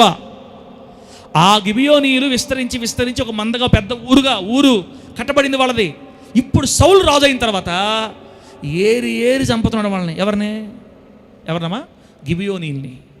ఒకప్పుడు యెహోవా నామమున ప్రమాణం చేశారు చంపమని. ఇప్పుడు ఆ ప్రమాణాన్ని తీసి తొంగలో పెట్టి ఇప్పుడు గిబియోనీలను చంపితే అంట ఇజ్రాయేలీలు, యోధావారు సంతోషపడుతున్నారంట. ఇజ్రాయేలీని, యోధావారిని సంతోషపెట్టడానికి సౌలు గిబియోనీలను చంపుతున్నాడు. అప్పుడు అది దేవుడు బాధేసింది. ఒరే, నా నామంలో ప్రమాణం చేశారు చంపనని, ఆ అమాయకుల్ని, ఆ కొద్ది మంది జనాభాని, ఆ చిన్న ఊరిలో ఉన్న వాళ్ళని అత్యంత కిరాతకంగా చంపుతున్నావురా నువ్వు చేసింది నీ ఒడిలో పోస్తానని దేవుడు ఒక టైం వచ్చినప్పుడు పిల్లరా దేశం అంతటి మీద కరువు పంపించాడు. తిండి లేదు, నీళ్లు లేవు, భయంకరమైన కరువు. అంతకుముందే సౌలు చనిపోయాడు, సౌలు పిల్లలు చనిపోయారు, సౌలు ఇంట్లో కూడా అందరూ చచ్చిపోయారు, ఒక్కర్లేరు. ఇంకా వాళ్ళ కుటుంబం చనిపోయింది. ఇప్పుడు దేశం మీకు వచ్చేసింది. అంటే నేనేమంటానంటే మనం చేసే ఒక నేరం, మనం చేస్తున్న ఒక పని ఎంత విశాలమైన, ఎంత పెద్దగా, ఎంత భయంకరంగా ఉంటుందో ఆ దిగే వచ్చే ప్రతిఫలం కూడా అంతే పెద్దగా ఉంటుంది బిడ్డలారా. అప్పుడు దావీదుకు ఒక ఐడియా వచ్చింది. ఇప్పుడు గిబియోనీలను తీసుకొని వచ్చి వాళ్ళు ఏమడిగితే అది మనం ఇచ్చామంటే దేవుడు నా ప్రార్థన ఆలకించి దేశం మీద కరువు తీసేస్తాడని గిబియోనీలు పిలిచాడంట. గిబియోనీలారా రండి రండి రండి వాళ్ళని పిలిపించి, అయ్యా సౌలు మీకు ఎంతో అన్యాయం చేశాడు, మిమ్మల్ని చంపాడంట కదా, అందువల్ల మాకు ఈ కరువు వచ్చింది. ఈ కరువు పోవాలంటే మీరు ఏం అడగతారో చెప్పండి, అది నేను మీకు చేస్తా. అప్పుడు మీరు మమ్మల్ని ప్రేమిస్తారు, మీరు శాంతిస్తారు, అప్పుడు దేవుడి కరువు తీసేస్తాడు, మీకేం కావాలో చెప్పండి అంటే వాళ్ళందరూ ఆలోచించుకొని సౌలు రాజుకి ఉన్న కొడుకులు 7 మంది కావాలని అడిగారంట. సౌలు కుటుంబంలో పుట్టిన వాళ్ళు 7 మంది మాకు ఇస్తే మేము వాళ్ళని ఉరిదీస్తామయ్యా, అంతే సౌలు మాకు అన్నారు వాళ్ళు. ఆ 7 మందిని అంటే సౌలు ఉపపత్ని అయిన రిస్పా కనిన 2 కొడుకుల్ని, సౌలు పెద్ద కూతురు మేరబు అనే వ్యక్తి అద్రియలు కనిన 5 మగపిల్లల్ని, అంటే సౌలు కొడుకులు 2, సౌలు మనవాళ్ళు 5, 7 మందిని తీసుకెళ్ళి వాళ్ళకి అప్పగిస్తే వాళ్ళు ఉరి తీశారు గిబియాలో. ఆ తర్వాత వాళ్ళు చనిపోయిన తర్వాత గిబియోనీలు శాంతి ఇచ్చారు. అప్పుడు దావీదు గారు ఉపవాసం ప్రార్థన చేస్తే దేవుడు ఆ దేశం మీద ఉన్న ఆ కరువుని, శాపాన్ని తొలగించి మరలా వర్షాలు కురిపించి ఆ దేశం మీద పంటలు పండించడం సహాయం చేశాడు. దేవుడి స్తోత్రం కలుగును గాక. గట్టిగా చెప్పండి హల్లెలూయా. అర్థమైందా? అర్థమైందా? గట్టిగా హల్లెలూయా చెప్పండి. 50 నిమిషాలే అయింది నేను చెప్పి. సూపులతో గుచ్చి చంపుతున్నారు కమలక్క, మరీనా కమలక్క గుచ్చి చంపుతున్నారు. ఆపరా స్వామి, నీకు దండాలు పెడ, మేము పోవాలరా తండ్రి. అయిపోయిందిలేమ్మా, దండాలమ్మా, ఆపేస్తున్నాను నేను. మీకు విషయం అర్థమైతే చాలు. సౌలు రాజుని దేవుడు వదలలేదు. సౌలు రాజు తర్వాత దావీదు గారు వచ్చినా కూడా దావీదు గారి నీతిని బట్టి కూడా దేవుడు పరమ ఆపల. ఇప్పుడు దావీదు గారు ప్రార్థనాపరుడు కదా, ఒకప్పుడు సౌలు రాజు ఉండేవాడు, ఇప్పుడు దావీదు ఏలుబడి చేస్తా. దావీదు నీతిమంతుడా తలకాయ, చేసిన ఫలం ఎడగబోదు కదా. అతని ఫలం యొక్క దోషం యొక్క ఫలం దేశం మొత్తం మీద వేసి 3 సంవత్సరాలు కరువు. ఇలా చెప్పుకుంటా పోతే బైబిల్లో ఎన్నో జరిగాయి బిడ్డలారా. టకటక చేత చూడండి. నాబాలు ఒక పాపం చేశాడు. అది మా పెద్ద విశేషం కాదు, అది చిన్నదే. కానీ దేవుడు ఎంత సీరియస్గా తీసుకుంటాడో. నాబాల్ అనే వ్యక్తి 1 సమూయేలు గ్రంథం 25వ అధ్యాయంలో ఉంటుంది అతని సంగతి. 1 సమూయేలు 25:39 వచనంలో ఉంది ఈ మాట. నాబాలు చేసిన పాపం అతని తల మీదకే దేవుడు తీసుకొచ్చాడంట. అక్కడ రాయబడి ఉంటుంది ఆ మాట, నాబాలు చేసిన కీడు అతని తల మీదకే యెహోవా రప్పించాడని. నాబాలు ఏం కీడు చేశాడు? దావీదు గారు అతని సైన్యం అడవుల్లో తిరుగుతున్నప్పుడు ఈ నాబాలు యొక్క మందలు అడవుల్లో ఉంటే రాత్రుల పూట దావీదు సైన్యం నాబాలు గొర్రె మేకలకి కాపలా కాశారంట. ఈ పనోళ్ళు నిద్రపోతుంటారు, వీళ్ళు కాపలా కాశారు. అలా కొన్ని నెలల పాటు వాళ్ళ కాపలాగా ఉండి వాళ్ళని పంపించారు ఇంటికి. ఒక రోజు వచ్చింది, ఈ నాబాలు గొర్రెలు బొచ్చు కత్తిరించుకొని పార్టీ చేసుకుంటున్నాడు. దావీదు గారు సైన్యాన్ని పంపించి, మనుషులను పంపించి, మాకు ఆహారం పెట్టండి అని అడిగాడు. మీరు విందు చేసుకుంటున్నారు కదా, మాకు కొంచెం ఆహారం పెట్టండి అడిగితే, ఎవడ్రా వాడు, ఈడెవర్రా, వాడెవర్రా అన్నాడు. చేసిన మేలు మర్చిపోయి హీనంగా ప్రవర్తించినందుకు తాగుబోతాడు, మోటోడు, దుర్మగుడు రాయబడింది బైబిల్లో. దేవుడు కూడా నచ్చల ఆ మాట. ఒరే వాళ్ళు రాత్రింబగళ్ళు మేలుకొని మీ మేకలు కాస్తే వాడెవడో నాకు తెలియదు అంటావా? నాబాలు చేసిన కీడు, నాబాలు చేసిన పని అంటే దీని అర్థమైంది. వాడెవడు, ఈడెవడు అనకూడదమ్మా మనమా? హోసనా ఏమనకూడదు మనము?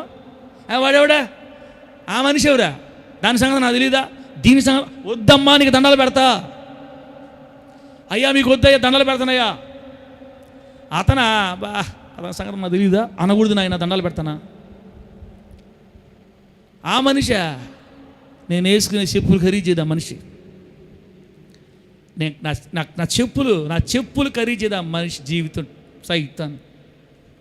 వద్దు, నీకు చెప్పులు కనపడతాయి, చెప్పులు కొన్ని వారు మొత్తం కనపడద్దమ్మా, వద్దమ్మా. యెషయా ఎవడో, దావీదు కుమారుడు ఎవడో వాడికి నేను పెట్టేదే అన్నాడు అంతే. నాకు తెలిసి అక్కడ తప్పేం చేయలే ఆయన. ఏనా హత్య చేశాడా నాబాలు? ఎవరన్నా దావీదు గారు కుటుంబకు చెందిన హత్య చేసి ఏం చేయలే. ఏమన్నాడు? మేలు చేశారు వాళ్ళు ఒకప్పుడు, ఇప్పుడు మేలుకు ప్రతిగా మేలు చేయకుండా భోజనం పెట్టలా. నేను పెట్టను, నేను సంపాదించుకుంది, వాడెవడికి ఎందుకు పెడతాను అన్నాడు. అంతే. ఈడెవడ అన్నాడు. అంతే. అంతే చిన్నదే.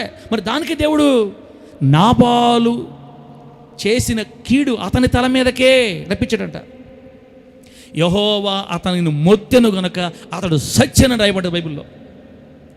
ఏంది ఆ మనిషి అంతా ఈ మనిషి అంతా వాడేంది ఈడేంది అంటేనే దేవుడు మొత్తే పని అయితే ఇంక భూమి మీద ఎవరు పడతారు? ఇప్పుడు రోజుకి మనం ఎంతమంది తిడుతున్నాం, ఎంతమందిని నోటితో దూషిస్తున్నాం. వెళ్ళారా? ప్రతిదానికి పనిష్మెంట్ ఉంది, ప్రతిదానికి లెక్క ఉంది. నీ నోటితో పలికే ప్రతి మాటకి మనం లెక్క చెప్పాల్సి ఉంది. అందుకే 4 జాగ్రత్త అని ప్రభు చెప్పింది మనకు. దేవుడి స్తోత్రం కలుగును గాక. గుర్రానికి ఏముంటుంది? నోటికి కళ్ళెం. మన నోటికి కూడా కళ్ళెం ఉండాలి. 4 జాగ్రత్త పెట్టుకోవాలి. ఎంత మాట్లాడంత మాట్లాడకూడదు. బిడ్డలారా, నువ్వు దేవుని బిడ్డవైనా, నేను పాస్టర్నైనా, మీరు విశ్వాసులైనా, ఎవరికైనా పరలోకం పోయే రెండో సంగతి అది, పరలోకం ఖచ్చితంగా పోతాం. కానీ భూమి మీద మాత్రం ఎవరి క్రియల ఫలం వానికి వచ్చును, ఎవరి క్రియల ఫలం వానికి వచ్చును. కాబట్టి బిడ్డలారా, దయచేసి ఇక మీదట జాగ్రత్త పడండి. సార్ ఇప్పుడు దాకా జరిగింది ఏం సార్ మా సంగతే? మాకు నిజంగా తెలియదు సార్ పాస్టర్ గారు. మా సంగతి ఏంటంటే మోకాళ్ళ నుంచి కన్నీరు విడిచి ఎవరెవరిని ఎలా ఏడిపించావన్నీ గుర్తు చేసుకొని ప్రభువుకు సారీ చెప్పాలి. నన్ను క్షమించు ప్రభువా, నిజంగా తెలియదు నాకు అన్నవా చెప్పు, క్షమిస్తే స్తోత్రం, క్షమించకపోతే మోద్దాం, ఏం చేద్దాం. కాకపోతే తెలియక చేసాం కాబట్టి కనికరించబడతాం, దెబ్బలు తగ్గుతాయి. తెలిసి చేస్తే ఎక్కువ దెబ్బలు, తెలియక చేస్తే కొద్ది దెబ్బలని బైబిల్లో రాయబడింది. నా మాట అదంతా గట్టిగా హల్లెలూయా చెప్పండి. తెలియకపోతే ఎన్ని దెబ్బలు? కొద్ది దెబ్బలు. తెలిసి చేస్తే అనేకమైన దెబ్బలను రాయబడింది. దెబ్బలు మాత్రం పక్కా. భవనా సార్, మా పాత సార్ని చూస్తున్నాం సార్ మేము ఇప్పుడు అంటావా? దెబ్బలు మాత్రం పక్కా. పాస్టర్ మీద బాగా సనుక్కోండి, లేనిపోయిన మాటలు చెప్పుకోండి ఫోన్లో. ఆ పాస్టర్ ఎట్ట, ఈ పాస్టర్ ఎట్ట, మన పాస్టర్ ఎట్ట, మనోడు చిన్నోడు కాదు, వాడు చిన్నోడు కాదు, ఈడు చిన్నోడు కాదు, అబ్బా వీళ్ళెట్ట వాళ్ళ చెప్పుకో బాగా. దెబ్బలు మాత్రం పక్కా. అలా అయినట్ట ఎలా పాస్టర్ల నుంచి మేము చిన్నోళ్ళమే మీ గురించి ఫోన్లు మేము మాట్లాడుకుంటా, మనిషి వాడు ఈడు ఈమె ఆమె అని మేము మాట్లాడుకుంటా. మాకేమన్నా వదిలిపెడతాడు దేవుడు? ఏమన్నా మాకు కూడా దెబ్బలు మాత్రం పక్క. ఎందుకు అవసరమా? నోటికి తాళం వేసుకొని, నోటికి దారం కట్టుకొని, కుట్టేసుకొని, ఎవరి గురించి మాట్లాడకుండా యేసయ్యకి అప్పగించిపోతే క్షేమంగా ఉంటాం. కానీ నాలుక నిన్ను అట్ట ఉండనీదు. మాట్లాడని చెప్తుంటుంది నాలుక. నా ప్రియమైన దేవుని బిడ్డలారా, దేవుడు ఆకాశం అందున్నాడు, మీరు భూమి మీద ఉన్నారు కనుక మీ మాటలు కొద్దిగా ఉండాలని ప్రసంగి గ్రంథంలో రాయబడి ఉంది. దేవుడు ఆకాశం అందున్నాడు, మనము భూమి మీద ఉన్నాం. మీ మాటలు కొద్దిగా ఉండాలి, మీ మాటలు ఉప్పు వేసినట్టుగా ఉండాలి, మీ మాటలు కృపాసహితంగా ఉండాలి, మీ మాటలు సమయోచితంగా ఉండాలి, మీ మాటలు ప్రజల కన్నీళ్లు తుడవాలి, మీ మాటలు ప్రజలకి ధైర్యాన్ని ఇవ్వాలి, మీ మాటలు ప్రజలకు ఆదరణ ఇవ్వాలి. అట్లాంటి మాటలే మన నోట్లో నుంచి బయటికి రావాలి.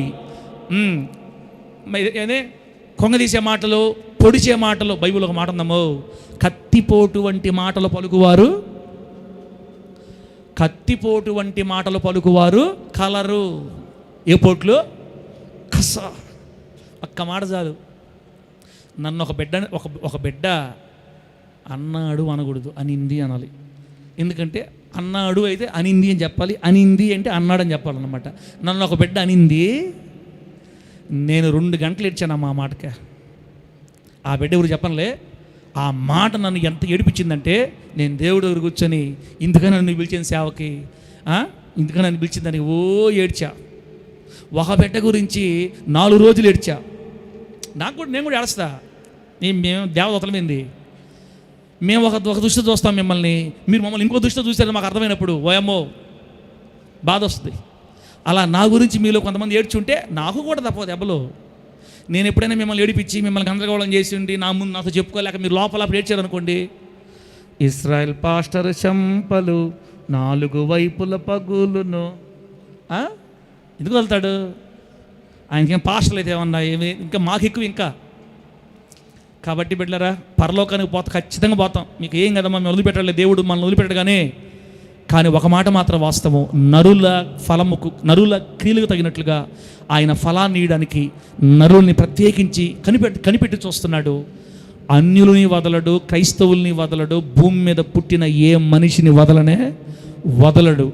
క్రీస్తు న్యాయాధిపతి. ఆయన ఎవరి న్యాయం వాళ్ళకి తీరుస్తాడు బిడ్డలారా. కాబట్టి మీరు ఎవరికి అన్యాయం చేయకుండా, మీరు ఎవరిని బాధపరచకుండా, మీరు అందరితో సమాధానంగా ఉండి, ఒకవేళ మిమ్మల్ని ఎవరిని ఏడిపించినా మీరు ఓర్చుకోండి. వాళ్ళ ఒడిలో కొలిచిపోస్తాడు దేవుడు. మనం సమాధానంగా ఉంటాం. నీకు, నీ పిల్లలకి, నీ కుటుంబానికి ఏ చేగు లేకుండా ఉండాలనుకుంటే దయచేసి సమాధానంగా, అందరితో ఆశీర్వాదకరంగా, దేవుని సన్నిధిలో అంటుకట్టబడి దేవునితో నడుస్తా సాఫీగా సాగిపోదాం. దేవుడి మాటలు మనకు ఆశీర్వాదకరంగా మార్చి వర్ధిల్ల చేయును గాక. ఆమేన్. కళ్ళు మూసుకొని ప్రార్థన చేద్దాం బిడ్డలారా.